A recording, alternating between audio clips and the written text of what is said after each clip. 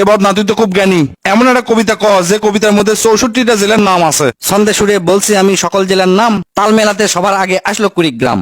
প্রধান জেলা ঢাকা থেকে একটুখানি দূর, এক জেলার নাম নরসিংদী, আরেকটা গাজীপুর। জয়পুরহাট ও লালমনিরহাট দুইটা জেলার নাম, রাজশাহীর নাম উজ্জ্বল করছে মিষ্টি স্বাদের আম। পাহাড় ঘেরা বান্দরবন ও সিলেট খাগড়াছড়ি, ময়মনসিংহের কিশোরগঞ্জে এই লেখকের বাড়ি। নেত্রকোনা সুনামগঞ্জে আছে ধানের মাঠ, সুন্দরবনের কাছে আছে খুলনা বাগের হাট।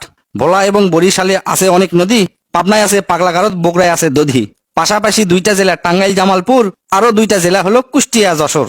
মনের মতো একটা জেলার নাম তার মাগুরা, দন্তানতে নারায়ণগঞ্জ, নাটোর ও নওগাঁ। দন্তানতে আরো 4টি জেলা বলতে আমি পারি, নবাবগঞ্জ ও নোয়াখালী, নড়াইল, নীলফামারী। গঞ্জদিয়া মানিকগঞ্জ হয় আরো মুন্সিগঞ্জ, গোপালগঞ্জ হয়, হবিগঞ্জ হয় আরো সিরাজগঞ্জ। চাপাই নবাবগঞ্জ কিন্তু গঞ্জ দিয়া ভাই, এদের ছাড়া বাংলাদেশে আর কোনো গঞ্জ নাই। রংপুর আর রাঙ্গামাটির নামটা রঙে রাঙা, নামের জন্য আরো সুন্দর চাঁদপুর চুয়াডাঙ্গা। কক্সবাজার নামের জেলা আছে সাগরও পারে, পঞ্চগড়টা পড়ছে বন্ধু দেশের এক কিনারে। ফেনী জেলার নামটা মাত্র 2টা অক্ষর দিয়া, সবচেয়ে বেশি অক্ষর লাগে লিখতে ব্রাহ্মণবাড়িয়া।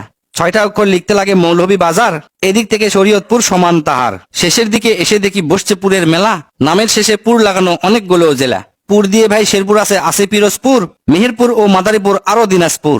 ফরিদপুর ও লক্ষ্মীপুর এই দুইটা জেলার সাথে পুরের পালা শেষ করিয়া গেলাম বরগুনাতে। আসার পথে কুমিল্লা ও ঝালকাঠি সহ ঘুরে এলাম রাজবাড়ী, তার সঙ্গে ঝিনাইদহ।